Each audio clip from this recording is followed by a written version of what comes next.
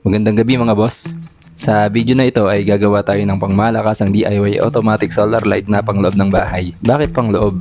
Kasi mga boss, wala tayong ilalagay na case dito kaya hindi natin siya pwedeng ilagay outdoor o sa labas ng bahay na pwedeng maulanan. Bago tayo magsimula mga boss, narito muna ang mga materyales na gagamitin natin. Unang-una syempre mga boss ay itong ilaw natin o yung LED. Sunod mga boss ay itong solar module. Bali ngayon lang pala ako gagamit na ito kaya hindi ko pa alam kung maganda tong ganitong klaseng module. Ito kasing ilaw na gagamitin natin ay as in ilaw lang yung nasa board niya. Hindi tayo dito pwedeng maghinang ng battery ng solar panel. Subukan natin kung maganda to. Next mga boss ay itong tatlong pirasong 32700 LiPo4 battery. Kaya ko sinabi kanina na pangmalakasan to kasi tatlong makunat na battery ang gagamitin natin dito mga boss. Gagamit din tayo mga boss ng 1S BMS na pang LiPo4. Bali kulay blue siya. Yung isang klase nito yung kulay green pang 18650. Sunod mga boss ay itong nickel strip o tabing wire. Gagamit din pala tayo ng nuts and bolts. Bali ito yung gagamitin natin para maikabit natin yung tabing wire sa battery. Kailangan nga rin pala natin ng stranded wire na number 22. O kahit mas malaki dito ng konti ay okay lang. At ang panghuli na materyales na kailangan natin ay itong solar panel na 18 watts. Kung meron kayong mas mataas na watts, mas maganda para mabilis ma-full charge yung battery. Basta 6 volts lang mga boss ha.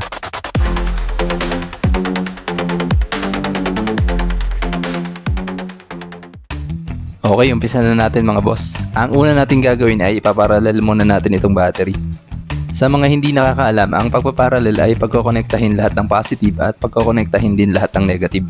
Bali, ang mangyayari sa ating battery pag ganun ang ginawa natin, tataas ang capacity ng battery pero same voltage pa din, 3.2 volts. Ganyan lang ang pagparallel ng 32700 mga boss. Kailangan lang natin ng tabing wire at nuts and bolts.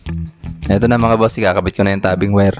Dito tayo sa negative terminal ng battery mag-umpisa. Higpitan lang natin mabuti yung nuts para hindi magkaroon ng loose contact. Ikabit na rin natin yung pangalawang battery.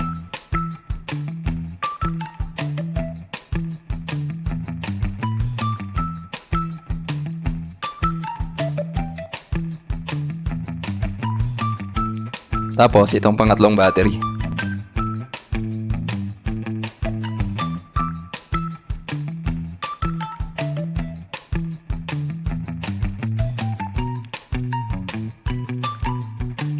Ngayon mga boss, dito naman tayo sa positive terminal.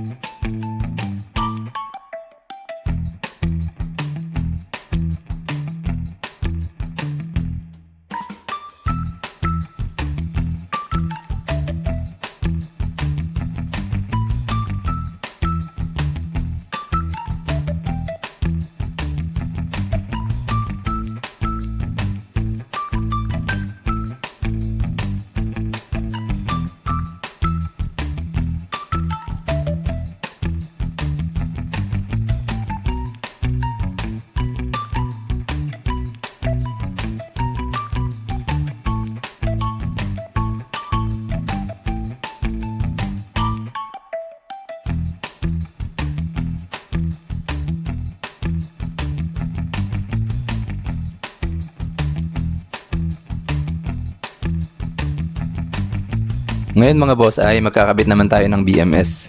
Pag magdi-DIY kayo, ito yung hindi pwedeng mawala sa battery kasi ito yung pinaka-protection niya. Mura lang naman to sa Shopee, wala pang 50 pesos. Maglalagay na tayo ng wire sa BMS. Unahin muna natin sa positive. Bali, pulang wire ang ilalagay natin sa B+ ng BMS. Tapos itim na wire naman sa B- ng BMS.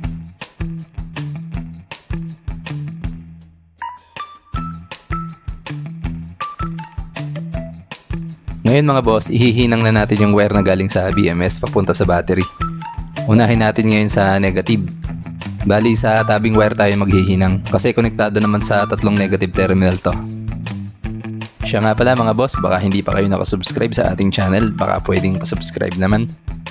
At sa mga nakasubscribe naman na at palaging nanonood ng ating video, maraming salamat sa inyo mga boss. Kahit sa mga hindi nakasubscribe pero palaging nanonood ng ating video, maraming salamat din sa inyo.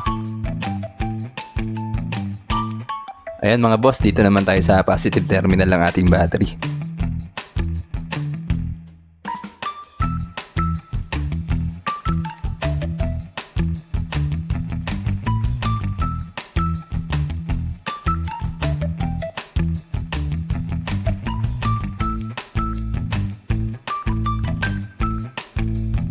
Ngayon mga boss, i-check muna natin kung may output ba yung BMS natin.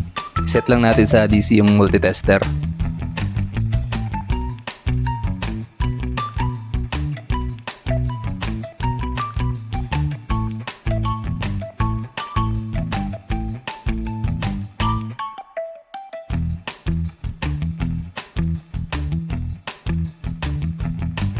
Ayan mga boss, may output naman yung BMS. Same sila ng output ng battery.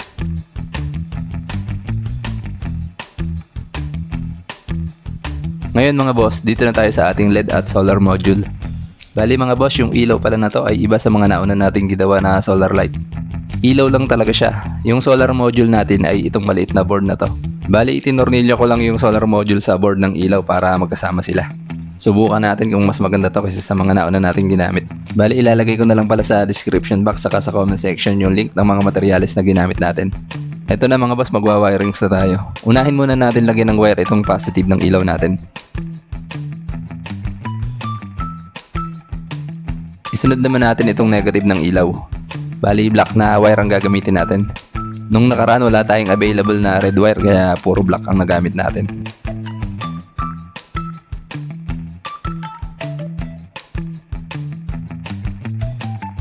Ngayon mga boss, ihihinang na natin yung kulay pulang wire sa LED plus ng solar module.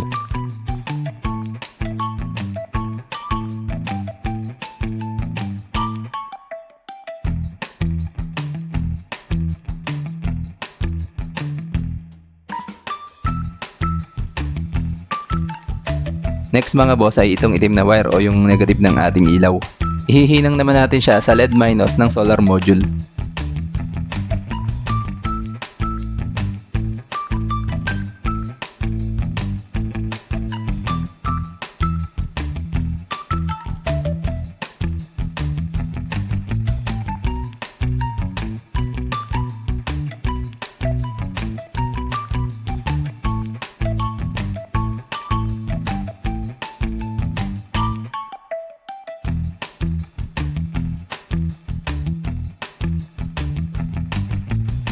Ayan, okay na tayo sa ilaw. Ngayon, sa battery naman tayo.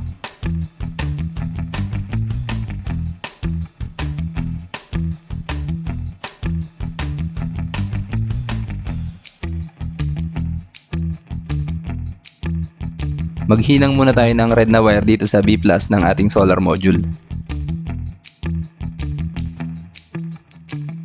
Next mga boss ay dito naman sa B- ng solar module. Bali kulay black na wire naman ang gagamitin natin dito.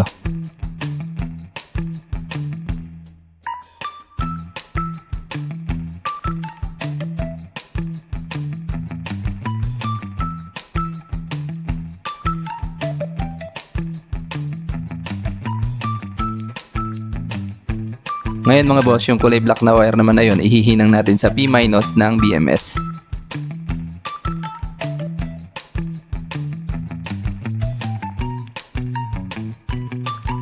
Pagkatapos, itong red na wire naman ay ihihinang natin sa P+ ng BMS. Ayan mga boss, kung mapapansin nyo, umilaw na agad yung LED.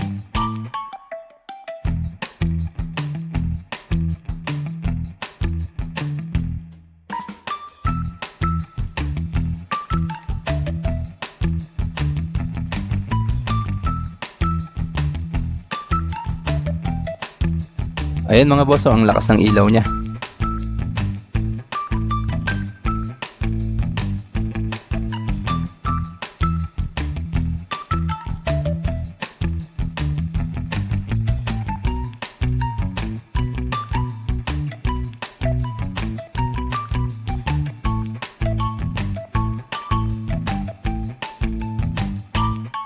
I-off muna natin kasi kakabit pa natin yung solar panel.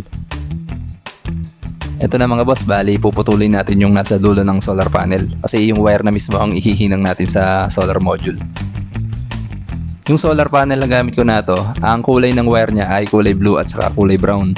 Yung kulay brown yun yung positive. Ihihinang natin siya sa P+ ng solar module. Tapos itong kulay blue na wire, ito yung negative ng ating solar panel. Ihihinang naman natin siya sa P- ng solar module. Iba-iba ang kulay ng wire ng solar panel mga boss ha. Mas maganda kung gumamit muna kayo ng tester para masigurado nyo kung alin doon yung positive at negative.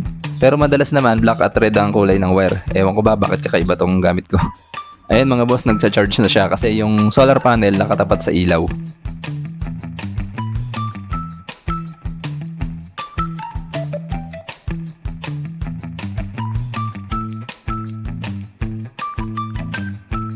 Ngayon mga boss, susubukan natin itaob yung panel.